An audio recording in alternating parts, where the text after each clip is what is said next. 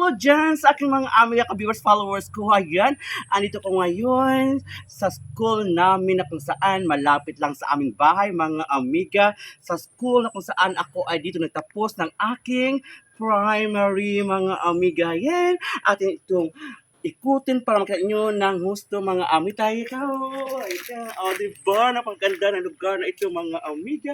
Ang daming tanim ng mga halaman at bulaklak dito, mga amiga, na kung saan ito ay nabibigbigay ganda sa school na ito, mga amiga. Ayan.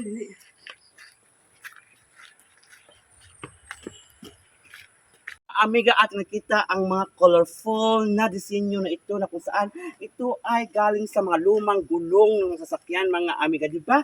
Kaya na itong pinintahan ng iba't ibang kulay na nagbibigay ng ganda. Cool na ito, mga amiga. Ayan, o, di ba?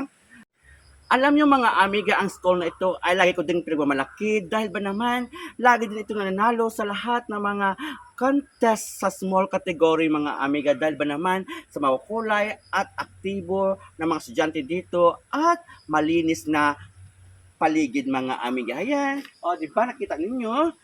At ang alagang-alaga din ng mga halaman at punong kahoy na kung saan ang mga estudyante dito ay mababait, matatalino, at ang mga guro din ay dedicated sa kanilang trabaho. Ayan, mga amiga. Samahan niyo po, mga amiga. At ito, ikutin pa rin ang school na ito na kung saan napakalapad ng kanyang lugar. Ayan.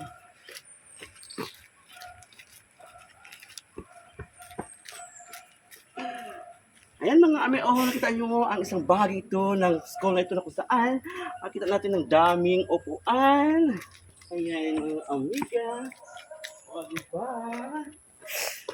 Yan, napakaganda na lugar na ito na kung saan very nice sa mga estudyante, nakapag-relax mga estudyante dito dahil ba naman sa ganda ng ambience, mga amiga. Wow! Sa lugar na ito, ma-feel natin ang lamig ng hangin na siyang dumadapyo sa ating balat, mga amiga.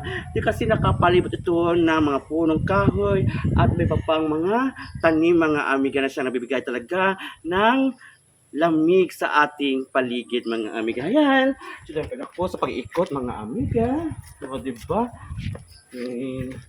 Baba tayo, mga amiga. Ayan, mga amiga, o, diba? Nakita ninyo ang lapad ng kanilang playground. Ayan. Ayan, mga amiga, ang name ng school namin, ang Pinatuad Elementary School. Ayan. Alam niyo, mga amiga, dito din nagtuturo dati ang aking nanay na kung saan hanggang dito siya nag-retired sa school na ito, mga amiga. Ayan. O, diba? Ang lapad at ang ganda talaga ng school dito na aking rin pinagmamalaki. Ang school na kung saan dito ako nahubog ng aking magandang kaisipan, mga magandang pag-uugali, at may nakuhang mga magandang pananaw sa aking sarili, mga amiga. Ayan! O, diba? At pag-ikutin para makita nyo na mabuti, mga amiga. Wow na wow talaga lugar na ito. Ayan. O, diba? Hanggang doon pa, mga amiga, sa likod na yun.